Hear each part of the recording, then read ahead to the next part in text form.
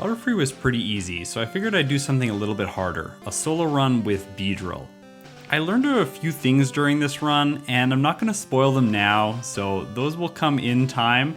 Needless to say, it was pretty surprising to me to learn a few things about Beedrill as a Pokemon in this generation. I've also had a user request to go back and do another version of the Butterfree challenge, so that's Butterfree without any special moves. So I'll be doing that after this, but for now, let's jump into the Beedrill run.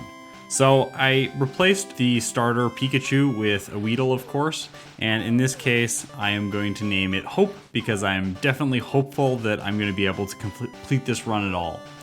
I did try this first battle multiple times, but unfortunately I just could not beat him. Even if I got Poison off on the first turn, it just wasn't enough to get through the EV in time. I'm sure if I sat here for hours and hours and hours, I could win this fight, but I decided that wasn't worth it. So if we look at Beedrill's stats, it doesn't really have a lot going for it. It has decent speed and attack, but in Gen 1, let's remember that the special stat is 45, so that's going to be for both offense and defense. And then on top of this, Beedrill's learn set is incredibly limited. Even with TMs, we still don't have a lot. So I level up my Weedle into a Beedrill, and then let's see how Brock goes from here. Obviously I'm attempting this fight around the same level that I was attempting with Butterfree, but you can see here that I just do basically no damage. I was hoping for an early poison that would allow me to really whittle the Geodude down, but since I don't have very high defense, it doesn't seem to matter anyways. Also, Brock is stocked up with a ton of full heals, which makes that strategy pretty much irrelevant anyways. So what I'm going to need to do is head back to Viridian Forest and level up a bunch, and then come back at a higher level and hopefully be able to take the Geodude out without any difficulty. Luckily for me, Viridian Forest in Pokemon Yellow is filled with Metapod and Caterpie, so Poison Sting actually does a lot of damage to them, which makes training go by quite quickly. I was quite pleased with that. So I come back at level 17 to try this all over again. I'm going to try with Fury Attack this time since it will be a multi-turn move and can deal up to 5 damage to the Geodude every single turn, which is better than just 1 or 2 each turn. Again, this strategy takes forever. It is really annoying to fight Brock. His Pokemon takes so long to go down. And we can see already though that I'm just not dealing enough damage fast enough to the Geodude to be able to take it out. It is going to take me out. I could probably survive and then move on to the Onix, but at that point there's going to be no way for me to take the Onix out in time. So I resolved myself to the fact that I'm going to have to head back to Viridian Forest and do a lot more training before I come back. So in Viridian Forest, I learned my first official bug move. I think it's the first bug move I've ever used in Gen 1, which is Twin Needle, which is a multi-turn move that hits twice and doesn't deal particularly a lot of damage. So I go against Brock and I'm like, let's just see, maybe it'll do a lot of damage. And wait, what? Okay, so this was my first biggest point of confusion in this run. I am so confused as to why Twin Needle deals so much damage to Brock. At first my hypothesis was that it was a special move and that Bug was treated as a special type, but that really isn't the case in Gen 1, so I'm actually not sure why. It must be just that Brock doesn't resist it. I'm very confused, but it ends up granting me the ability to take out both of Brock's Pokemon and move on to the next segment of the game. So I shouldn't celebrate too early. Let's check out this fight versus this Lass. So the Lass sends out a Pidgey and I'm like, well, it's level 9, so there's no problem here. Let's hit it with a Twin Needle. And then it Sand Attacks me. And then I take it out, no problem. But then the second Pidgey comes out. And I'm like, let's use Fury Attack. But it only hits twice. And then from here on, check out how many Sand Attacks it just uses against me. And I just can't hit this Pidgey. Oh my gosh, I can't believe the programmers of these games thought that Sand Attack was a fun strategy. Oh my gosh. I actually contemplated using a double team strategy at one point during this run, and for the very reason that this just seems very cheap, I decided not to go for it. So I finally beat that last and I can make my way into Mount Moon. So I decide that I'm going to fight every single trainer possible in here because I want to be the top possible level. I think that Beedrill is going to really struggle later on in this run, so it's not worth it to skip trainers and not level up at this point. I think it's really important that I put in as many levels as possible early on. So I'm fighting this Rocket, pretty inconsequential honestly, and then I end up, when he sends out his Zubat, making a misclick on Twin Needle. What? I'm so confused again. How is a bug move super effective against poison? So turns out in Gen 1, bug is super effective against all poison types, which is going to make this run a whole lot easier, especially with all the rockets. Now onto the rival. This rival I thought might be a little bit difficult, but I am very over leveled, so I'm confident that I can win. Fury Attack luckily takes out the Spearow in a 5-hit. Spearow is the one I was most worried about since it's flying type. Twin Needle is doing massive damage against Sandshrew, which has high defense, so again, it's kind of leading into that hypothesis of, is this a special move? It isn't, but it feels very much like a special move. Again, Twin Needle does tons of damage and takes out both the Rattata and the Eevee very easily, and I'm able to move on. Okay, let's see Misty. So I forgot a key portion of this Misty fight midway through, but we'll get there. So Staryu is not really able to deal much damage to me at all, so I go for Fury Attack. I'm just going to take it out slowly. I luck out with 3 hits on the first turn. 5 hit would have completely taken it out right away, but then I missed the next 2 turns. Actually 3. And then finally I'm able to take it out. Again, it did about 1/3 damage, which is pretty bad, and then I opt for a Fury Attack against Starmie. I luck out here like crazy.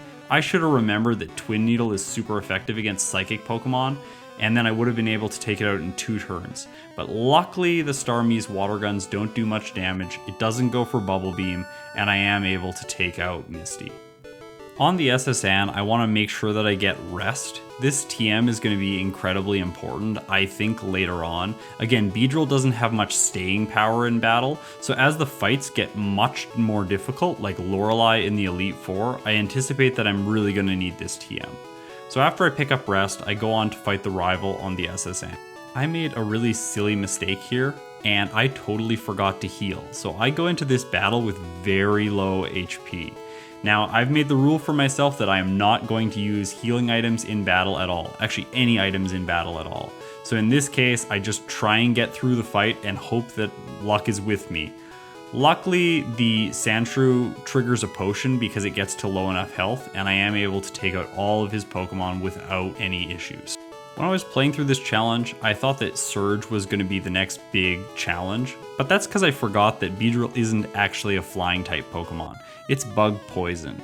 And so because of that, these Thunderbolts from the Raichu are just really not going to do as much damage as I expected them to do.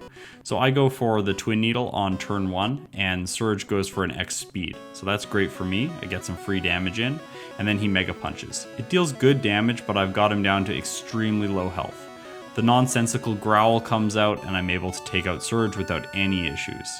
From here, I want to make sure that I grab the bike voucher. It's really important that you have the bike so that you can get to Fuchsia City very easily after defeating Erica. One thing I love about this run is defeating Psychic Pokemon. Normally, since I'm playing through with a Pokemon like Butterfree that has high special, it takes forever to whittle down other Psychic Pokemon because the special stat is also the defense stat. But in this case, since I have a super effective move against Psychic Pokemon, I can take them out very easily, so as illustrated by this Slowpoke fight in Rock Tunnel. This rival fight always seems very easy to me, so I decided to go ahead with it instead of going over to Erica or Team Rocket at this point in the game. I lead with a Twin Needle, which doesn't do very much damage at all. Fearow is looking pretty scary at this point, but luckily I am able to take it out after a couple Fury Attacks. Moving on to Vulpix, I'm going to choose to go for a Fury Attack again, but it misses and Vulpix hits an Ember. I don't take it out with the second Fury Attack and Ember hits me again for massive damage. It looks like this fight is going to actually be pretty hard if I'm not at a higher level, and so at this point I decide if I lose this fight, I'm going to move on, head over, finish off Erica's gym, and finish off the Team Rocket hideout. So I do get all the way to the final Eevee, but it quick attacks me and takes me down. Now, I trained a bit in Erica's gym since I'm pretty good against all of the trainers here since they have Grass-type Pokemon. It's key to note that Bug is super effective against poison in this generation as well. So other than the Tangela, all of the Pokemon I'm going to be very effective against 4 times because I'm super effective against the grass as well as super effective against the poison type. I'm over leveled and this gym is very easy. The first hits of both Twin Needle strikes take out her Pokemon 1 hit at a time. I'm not going to talk about Jessie and James. They're really easy. They have poison type Pokemon. And luckily, Twin Needle is still dealing good damage against Onix here for Giovanni, so it's able to take out the Onix in 2 hits.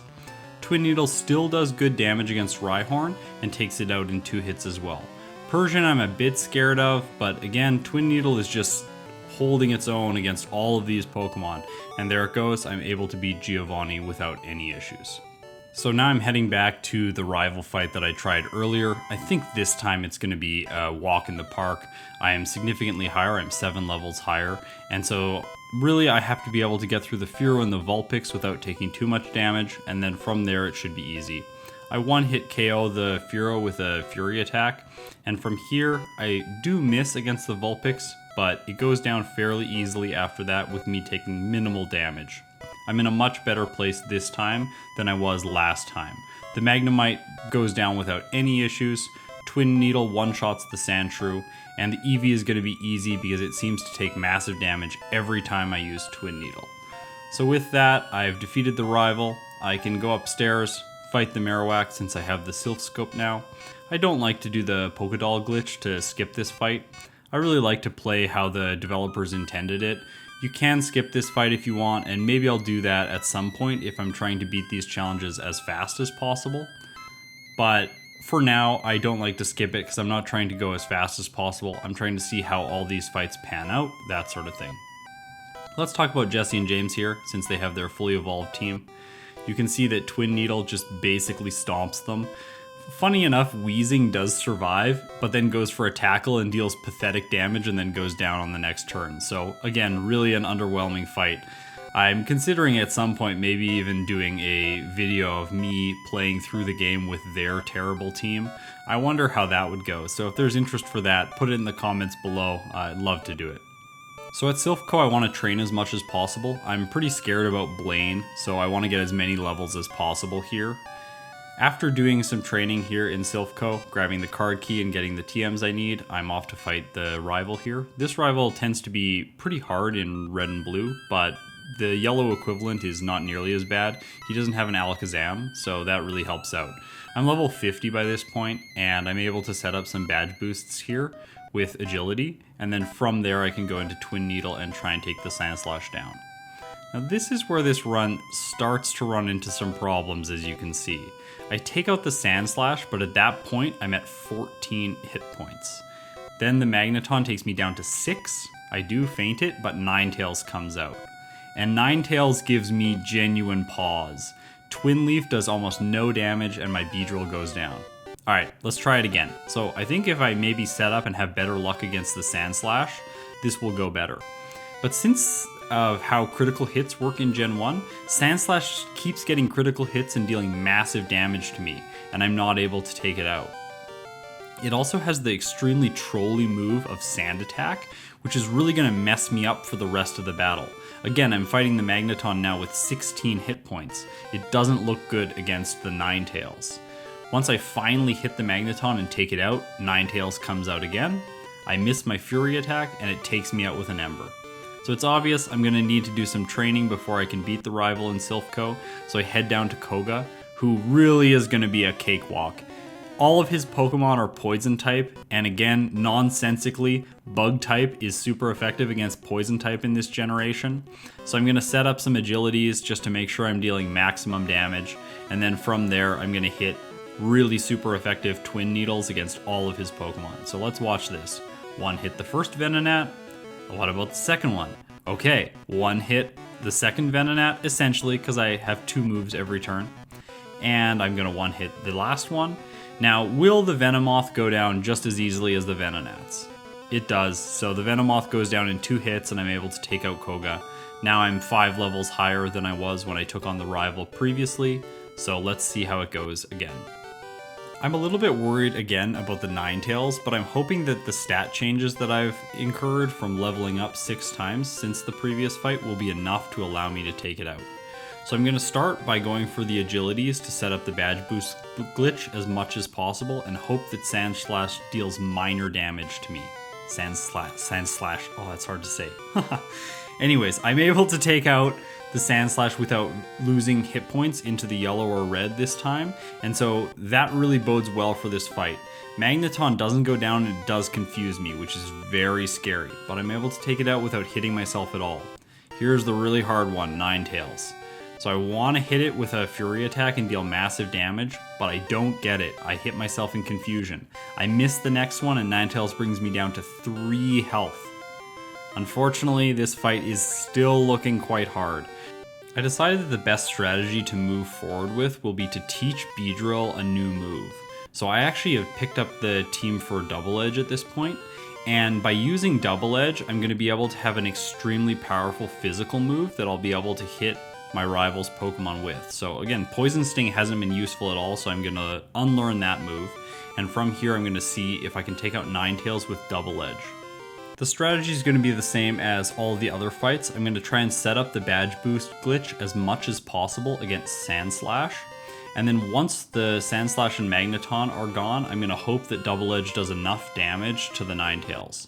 So I'm able to set up a decent amount against the Sand Slash before going for Twin Needle twice to take it out. I do take a Sand Attack, which is really annoying, and I'm hoping it's not going to play out later in the fight.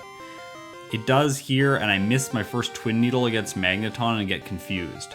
Now Ninetales. This is the moment of truth. And Double Edge one hits the Ninetales, so I'm through, onto the Kadabra. Should be no problem here. I snap out of confusion, but I miss, and Psybeam does massive damage. However, Twin Needle does take out the Kadabra in one hit. Can I get through Vaporeon without taking any damage? Let's see. So I decide to go for Fury Attack, which ends up being a mistake. It does very little damage, but luckily Water Gun does almost no damage to me.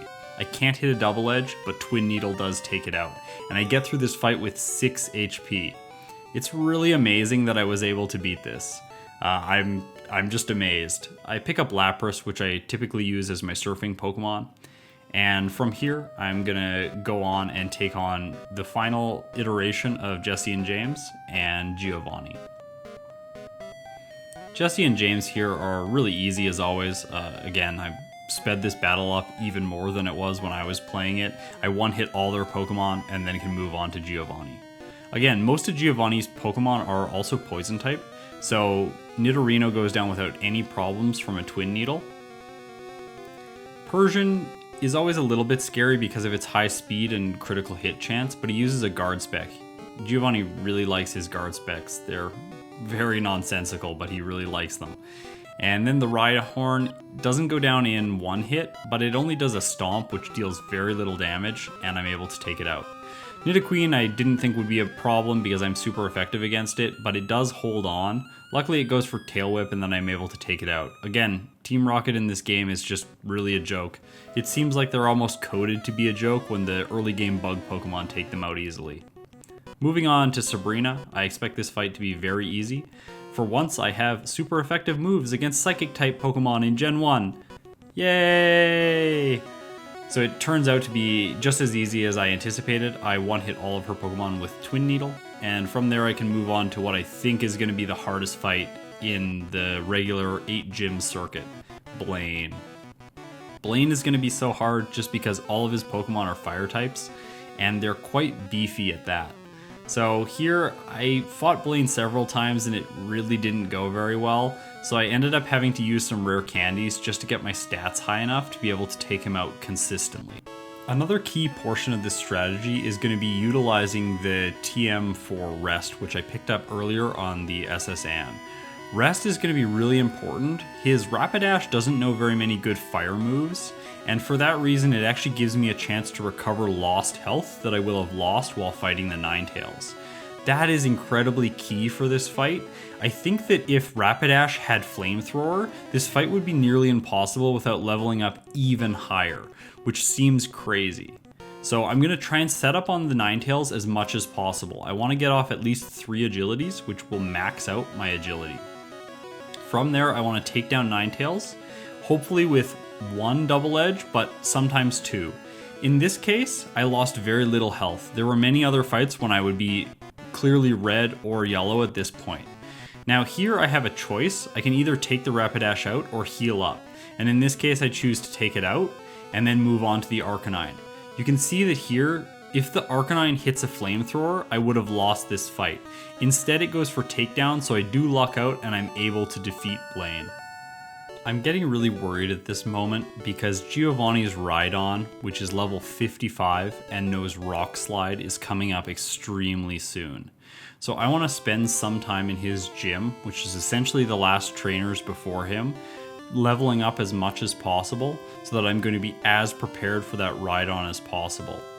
I think from the Butterfree runs and how they went, that Rock Slide will one-shot Beedrill, basically no matter what level I'm at, maybe until about level 80 or 85.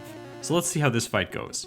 I'm going to try setting up against the Dugtrio because I want to make sure that I have as high possible stats going into the Rhydon as possible. Unfortunately, Dugtrio is extremely trolly and knows Sand Attack, so I think that this was the wrong strategy. I think that in the future, when I come back, I should definitely try and set up on different Pokemon and not on the Dugtrio. But luckily, I'm able to last through the fight, take out the Nidoqueen, and the Nidoking actually seems to have lower defense. It's easier to take out. They don't hit me for really any meaningful damage, and here's the Rhydon. So I unfortunately missed Twin Needle, but he misses Rock Slide. His second Rock Slide hits and OHKOs me. So incredibly frustrating. Let's try it again. This time I'm going to go for the same strategy, try and set up as fast as possible, and you're going to see that this strategy is definitely not the strategy to take against Giovanni. Again, here I'm going to get hit by a Sand Attack, which lowers my accuracy, which makes the entire rest of the fight much less predictable, which is really annoying. Again, I'm unable to deal much damage. Since Beedrill isn't a flying type, it takes massive damage from Dugtrio's Dig, and then I'm finally able to take out the Dugtrio. But at this point, the Persian is actually really scary, and it takes me out with a critical hit slash. What I'm noticing from these fights is that the Dugtrio is actually really annoying. So I take it out with a double edge, and what I'm going to learn is that Giovanni's Persian is also extremely trolly. I try and set up against the Persian, and what I realize is that while it can hit critical hit slashes very easily, it can also use double team, which is going to screw me up even more. So I'm starting to realize that setting up against Giovanni is going to be quite hard. Luckily I take the Persian out and then I level up. At this point, this level up pretty much spells the end of this run because it resets the badge boost. So at that point, I want to go into the fight at level 66 so I can't level up during the fight. Take out the Dugtrio as fast as possible. Move on to the Persian and try and set up. On the Persian, I want to make sure that it's not using double teams too much. If it gets too set up, it's going to be almost impossible to take out.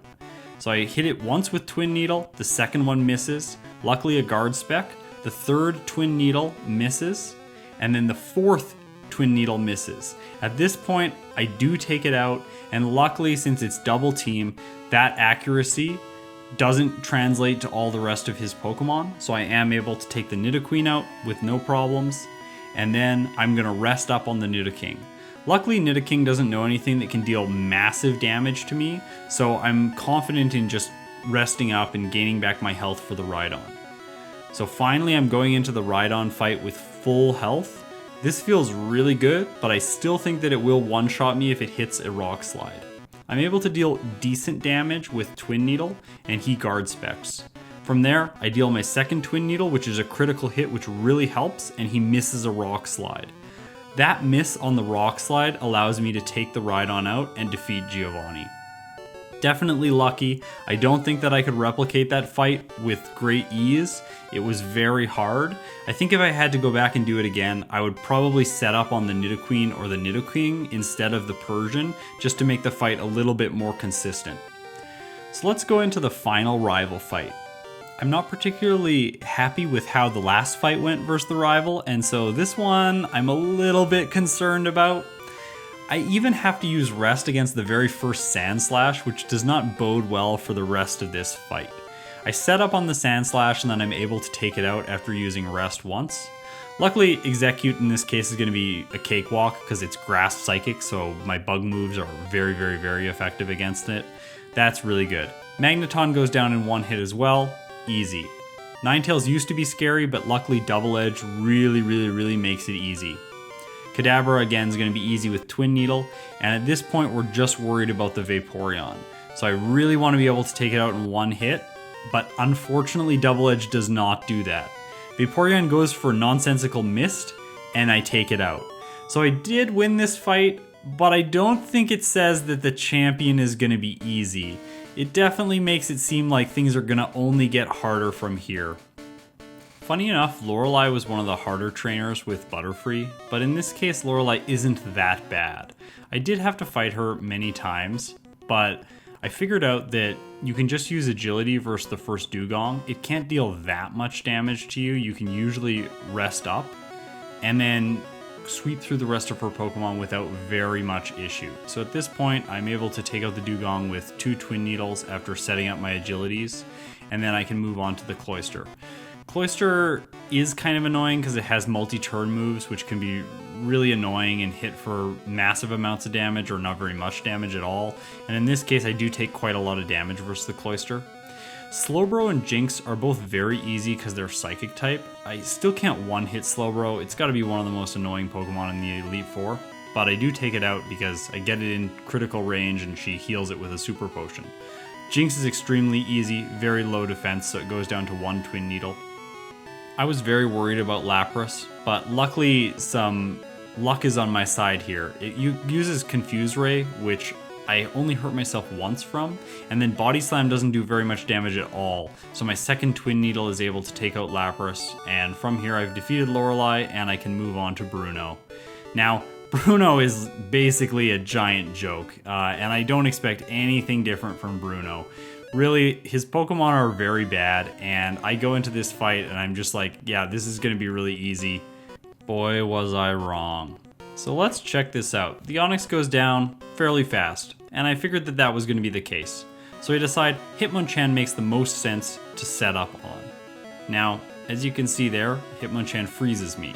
But this isn't the end of the world because it does no Fire Punch, so it can actually unthaw me. And then I can use Rest to regain the health to continue fighting against it. However, it knows Double Team, and this becomes extremely trolly very fast. I'm basically going to have to fill a ton of time here while we watch this fight. This Hitmonchan took me so long to take out. I can't believe how long this fight was. I wanted to take the Onix out fast because it has Rock Slide. I didn't want it dealing massive damage to Beedrill. So I figured I can set up on the Hitmonchan, but boy was I wrong, because then it sets up its Double Team on me, and we get into this trolly fight where it always freezes me, and then I have to wait till it thaws me, and then I have to heal myself, and then I have to try and hit it, but then when I try and hit it, it never hits it because it's got Double Team up. Oh, Bruno. So, definitely not as easy as I expected, and you can see that coming out of this fight with the Hitmonchan, to the Hitmonlee, I'm at very low health. Luckily I don't get paralyzed and I can heal myself, because Hitmonlee can actually deal massive damage to Beedrill with Mega Kick. So it's really important in this fight to set up slightly differently. You can see here that I'm not actually dealing that much damage to Hitmonlee, and if you're paying attention, you can notice that my power points are starting to get scarily low because of how long that fight with the Hitmonchan ended up being. So I'm able to take out Hitmonlee, and then I'm going to go up against the second Onix. Now at this point I want to rest up because I don't want the Onix to be able to take me out. I want to make sure that I can get through. But unfortunately Onix does know Rock Slide, which does massive damage to my Beedrill. So I'm able to deal some damage, but it just keeps getting me down so low before I can deal effective damage to the Onix. This fight is really not looking good, and Bruno takes me out. I can't believe that I lost to Bruno in my first attempt against him. So on my second attempt, I'm going to go for a strategy which I think is going to work out much better. I deal damage to the Onix and actually poison it, and then from there I'm going to set up on the Onix, and then try and sweep through the rest of Bruno's team. So from here, I've set up my 3 Agilities. I can go back into Twin Needle and take out the Onix. From there, The Hitmonchan goes down in one double edge. Much better than last time. The Hitmonlee also down in one double edge. I'm going to have to switch back to Twin Needle for Onix just because it doesn't make sense to hit it with a double edge and take recoil damage. And at that point, he uses some X defense, but the Onix goes down without much issue. Machamp is kind of scary. It knows submission, but he usually tries to set up items first. I was really silly and I went for Twin Needle. It's obviously not very effective against Machamp, but double edge does do good damage. Thankfully, submission doesn't do that much and I am able to take out Machamp. Oh, I made it through Bruno. I can't believe that I'm sighing after beating Bruno. He's normally so easy. Anyways, I'm able to move on to Agatha, and luckily Agatha is not going to be that hard. Remember that Twin Needle is super effective against poison Pokemon, so it actually kind of turns Agatha into a joke. At this point, the Gengar can't really do much damage to me, and I take it out with no problems. The Golbat does take 2 hits to go down, and it does confuse me. It's really annoying. Confusion is so annoying. I wish it actually showed up as a status, because sometimes I forget about it too. But luckily I snap out of Confusion and I'm able to take out the Haunter pretty quickly. It's funny how Gen 1 they can use Dream Eater when you're not even asleep. Arbok is quite low on defense, so it goes down in 1 hit, and then that takes me to the final Gengar. Honestly, when I look back on this fight could have gone a lot worse. She could have hit me with a Hypnosis and then Dream Eater, but in this case, it just didn't happen. This was actually my first attempt through Agatha, and it felt very easy. So I want to make sure, first Lance, that I use up the rest of my rare candies, or leave all but one, just so that I'm not going to level up during the fight.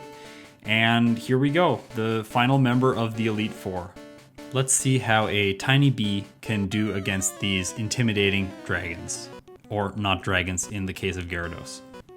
So I want to set up on Gyarados. It can't actually deal that much damage to me. The most damage it can deal to me is Hyper Beam, and then it's going to have to recharge, as you can see there, which opens up the ability for me to either rest or hit it for damage after that. This time I decide I want to be healed as much as possible, and I want to go into the rest of the fight with decent health, rather than going in with very little health. So I'm going to wait till I get a good move combination from Gyarados, and then I'm going to move on to the rest of the fight. So you can see that Leer is probably the worst move it can use against me because I'll take more and more and more damage. But as it lowers my stats, it actually applies the badge boost, so I'm going to start dealing more and more and more damage. The annoying thing about Gyarados is I'm actually never going to be able to one-hit it. So I have to rely on a lot of factors lining up for me to actually take it out. Again, I'm just using rest whenever I need to so that I'm going into the rest of the fight with decent health. I can use rest here on the Dragonairs, which really helps. I just like it slightly less. I like to be able to do everything that I need on the first Gyarados and then move on to the rest of the fight. As you can see, I can just one-hit the Dragonairs with Twin Needle at this point if I've set up well. But Aerodactyl is where things get really scary. It can hit extremely hard with Wing Attack and take Beedrill out. I had to do that fight several times before I realized that agility just wasn't enough, and I taught my Beedrill Swords Dance. Swords Dance is going to allow me to deal enough damage versus the Aerodactyl to have a standing chance in this fight. So it really functions the same way, since Swords Dance is triggering the badge boost glitch for all your other stats. And then all the other Pokemon are going to play out very much similarly, but at this time you're going to just have more attacks. You're going to hit for even more against the Aerodactyl and against the Dragonite eventually. You can see that now the Dragonairs go down much easier than they did before, and that allows me to move on with more health to the Aerodactyl and one-hit it with Double Edge. This was the first time I fought the Dragonite, so I was pretty scared, and Twin Needle didn't make any sense. It did poison it and it hit me for a Fire Blast, but luckily I actually survived the Fire Blast. So I decide to rest since I can survive a Fire Blast and try and play a little bit of a longer fight here against the Dragonite. It hits me with another Fire Blast, which doesn't do enough damage. By the time I wake up, I've taken so much damage that I feel like, well, since Twin Needle poisoned, I'm going to have the ability to outlast the Dragonite. And so my strategy goes from trying to take the dragon out quickly with one very effective move to let's try and take the Dragonite out very slowly over the long time. Luckily, I'm able to get enough health and then take it out with a double edge. And so with that, Lance is down. I actually defeated Lance the very first time I fought his Dragonite, which was great. So Aerodactyl really felt like his final boss Pokemon. At this point, we just gotta heal up before the final fight. Make sure to use whatever rare candies you have left now. You don't want to level up in the middle of the fight with a champion. That is really bad because it'll reset all your stats that you've set up throughout the fight. So I use that final rare candy and I'm ready to go. I'm ready to fight my rival at the very end of the game. So let's see how this goes, because the last few times we've fought the rival, it hasn't gone as well as I thought it would. I really beat him the last time just with luck because Vaporeon used Mist. So the strategy is pretty much the same. 3 times Swords Dance versus the Sand Slash. Hope that it doesn't hit critical hits on Slash over and over and over again. If it does, you can keep resting up and try and buy time. And then after that, we want to take out the Sand Slash and the Alakazam in 1 hits. Sand Slash goes down in 1 hit with Twin Needle, and I should have continued Twin Needle into Alakazam, but instead I went for Double Edge. It does 1 hit it, but I take recoil damage, so it didn't really make sense. Executor can't deal much damage to us, so it gives us a chance to rest up and prepare for the second half of the fight. After waiting out the sleep from rest, Twin Needle is going to take out Executor in 1 hit because it's 4 times effective. At this point, we're up against the Pokemon that I'm most worried about, the Ninetales and the Vaporeon. Ninetales goes down with 1 hit to Double Edge. I wasn't sure about Magneton. I kind of hesitated here. I was unsure what I should do. I ended up deciding to go for Double Edge, and it does 1 hit it, so it's probably a good move. Twin Needle would have saved me some recoil damage. I'm glad that I went for Double Edge and just secured the victory. Surprisingly, because of my speed, I would have taken out Vaporeon anyways. It hit me for a quick attack, which put me down to 20 health, which is quite low. But other than that, I took it out and no problems. I'm so surprised how easy Beedrill was. For whatever reason, Twin Needle was really a savior throughout this entire run. I kept this move all the way from back when it beat Brock, all the way here till the champion. Anyways, that does it for this run, so I was able to beat Pokemon Yellow with only a Beedrill. It went way easier than I expected, and so I'm going to start doing some different ones now that I think are going to be a little bit harder. I'm going to try an Onix run as well as a Lickitung run. I just want to try Lickitung because it's so weird, and then I'm going to try Butterfree with no special moves. So stay tuned for those videos. Like and subscribe if you enjoy my stuff, and I'll see you in the next video.